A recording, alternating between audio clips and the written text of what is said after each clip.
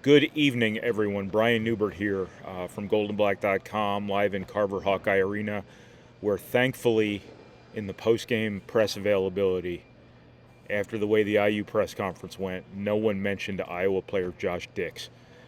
This is your goldenblack.com rap video. Yeah, that's right. Following Purdue's 84-70 win over Iowa, it is brought to you by our friends at the Purdue Union Club Hotel. Thank you to them, as always, for their support. I've always said about you guys, if you're watching my videos, this is going to be a bit from here on out. Just rest assured, nobody beats a joke into the ground like I do. I've always said, if you're watching my videos, if you're reading my stories, you are both fancy and classy. And if you are indeed both of those things, the Purdue Union Club Hotel is absolutely for you. So thank you to them, and by all means, keep them in mind, but only if you're fancy and classy. Keep them in mind next time you visit campus. Purdue wins 84-70, as I've mentioned at least 11 times now. First point to make about this game is one that I feel obligated to make often throughout seasons when Purdue has a great player, is just don't take it for granted. It's easy here, and I'm speaking for myself because I watch every minute of every game, physically present for every minute of every game. And you just look down at the end of the game, and Zach-Ede's got 30 and 18, and you're just like, oh, okay, 30 and 18 for Zach-Ede again. You know, you just kind of expect it. And when you expect something, don't let it become just part of the landscape, like all the burned-out Ford Tauruses on I-80 in the winter. Just don't let it become something you never stop admiring, you never stop appreciating, and you just expect it and take it for granted. What you're seeing here from Zach-Ede is something really, really special. In Purdue basketball history and college basketball history, quite honestly. This is his third straight 30-point game. Everyone's building defenses to stop him. Everyone spent the whole offseason devising ways to stop him or slow him or whatever it might be. And it feels like the last couple of games, he's just getting the ball way more cleanly, way more easily than he ever has. And that's a credit to Purdue doing a good job offensively. Maybe he's just breaking people. Maybe Purdue is shooting its way out of some gimmicks that Purdue might ordinarily face from defenses who just have no answers. And I guess my overall point there is just don't take it for granted. Just don't stop appreciating the really, really special things you're seeing here from Zach-Ede. You know, he's 10 of 15 from the floor, 10 of 15 from the foul line. How often do you see that? The same line with such big numbers from both the field and the foul line. 30 points, as I mentioned before, 18 rebounds, 10 fouls drawn. That's the mythical triple-double. 4 block shots, only 1 turnover. Becoming read the box score guy here now, but it bears mentioning all of these things. The stuff you don't even see when we just talk about points and rebounds. The toll he takes on people from a fouls perspective, the physical toll he takes on people, the fact he makes his free throws, 8 offensive rebounds. The absolutely suffocating thing about Purdue, one of many suffocating things about Purdue, they are the pillow over your face on the offensive glass. First of all, you got to deal with Edey. That requires multiple people, and he's just casting people aside like the, I don't know, I think I already used the I-80 burned out cars reference, so I can't repeat that. You can't handle him with more than without multiple people on the offensive glass. And then you have Trey Kaufman-Wren and Mason Gillis coming at the offensive glass 100 miles an hour over and over and over again. It's just, there's just no way that doesn't break teams. And it sends a message to them. It's intimidating. It has to be. Like, if somebody's just coming at your head all the time, you get a little jumpy, right? That's how people have to be when trying to rebound against Purdue. Purdue, I usually don't make too much of total rebounds. 50 to 24 was the rebounding column in this game. And the two teams didn't shoot so far apart where the total number of rebounds is unimportant. It just absolutely suffocating. As I said, the pillow over your face, Purdue on the boards, led by Ross-Ade. But Mason Gillis and Trey Kaufman-Moran, again, are just absolutely relentless. Purdue gets 19 offensive rebounds in this game. 19. That is 19 extra possessions that completely cancels out all their turnovers and then some. That is just an absolutely insane number. And a real unheralded strength for one of the best teams in college basketball. That segues beautifully into my next point here. Purdue's bench swung this game. They really did. Purdue really took control of this game when Ross-Ade went out and Purdue went to its bench for the first time. You had Ethan Morton basically generate 4 points in a row for Purdue. He hit a jumper, and then he caused a steal that Braden Smith easily put back the layup in transition that Ethan Morton missed. And then Camden Heide and Caleb First getting on the offensive glass for tip-ins goes right into my prior point that they just keep coming on the offensive glass. And those aren't even guys I mentioned as part of the trio of pillow over your facery. That's guys just playing hard. Camden Heide and Caleb First being the two guys I'm mentioning here. Just the offensive glass alone is generating so much offense for Purdue and so much intangible toll on opponents. And that's not a new thing. It's really become part of Purdue basketball culture, Purdue basketball's winning formula. It's been going on for many years now. But this year more than ever, it's just absolutely debilitating for opponents to have to face. What's interesting about this whole dynamic going on with Purdue here is you have this fellow named Lance Jones, who you've probably heard of at this point, who Purdue recruited not to play the same role he played at Southern Illinois, where he was the leading scorer or one of the two leading scorers with current Illinois player Marcus Damask. Lance Jones was an alpha at SIU, and he came to Purdue figuring to probably be, now I can't speak for him, but I think it was a pretty reasonable expectation on everyone's part that him joining a team that had Ross-Ade and Fletcher Lawyer and Braden Smith, who was going to be more empowered to score this year, and Trey Kaufman-Moran, who was going to be more featured this year, he wasn't going to be one of your leading scorers. He was going to be a guy who steals you points, shoots an open three every now and then. And it's been very different. He has carried himself like a leading scorer. He has conducted himself like a leading scorer.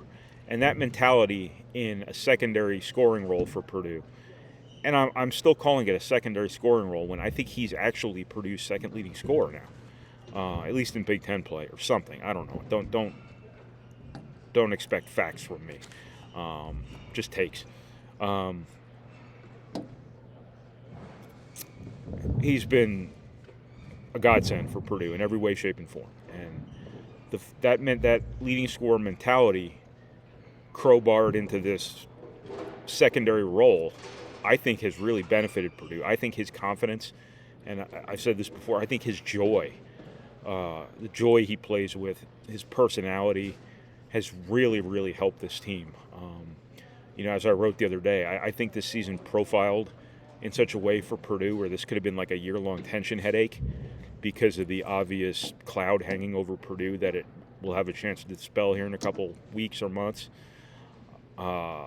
Lance Jones' joy and just the fun he's having, I think, has been a real game changer for Purdue. Again, I don't know if there's anything to that. Nobody's said that to me. I'm just, that would seem like a reasonable expectation for human nature, that there would be a lot of pressure on this team, something that they would feel.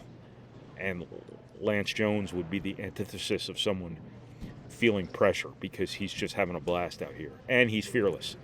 He's making big shots for Purdue. I think, there might still be a little bit of a gray area there in terms of how many shots are too many shots, and sometimes where he could take people off the dribble on closeouts as opposed to, shooting the step backs. I wrote that right before he makes a step back to ice this win. Now, listen, was Purdue going to lose this game if Iowa got within 8 or any closer than 8 with a minute and a half to go? Probably not. Nevertheless, Lance Jones beating the shot clock with a step-back three was the shot of the game. It was certainly the moment of the game. It was a big-time shot by a player who's unafraid of anything. And I think we've been talking about that all season, and it was never more true than here tonight and at Indiana. And in these two games where Purdue, everything has gone Purdue's way, these last two road games, the opponent made its run in the second half. Had this been a different year with a different team, things would have gotten a little, squeamish. People would have gotten a little squeamish. I don't know if anybody, speaking for myself as someone who watches every minute of every game and is physically present for it and can generally read the room pretty well in terms of an arena when there's a lot of Purdue fans present, I don't think anybody really thought in the second half that the outcome was in jeopardy.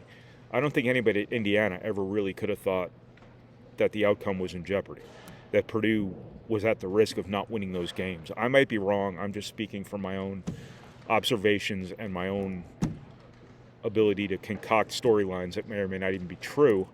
But no, Purdue has just done a great job here, taking the opponent's proverbial best punch after playing great in the first half. And I think that speaks to poise, it speaks to maturity, it speaks to decision-making. And it's just one more foundational piece to what is a great college basketball team here that you're seeing play. And there's no reason to think it's gonna ebb or flow anytime soon. I think this team's gonna be pretty consistent. You've seen Purdue play a lot of road games already in the Big Ten.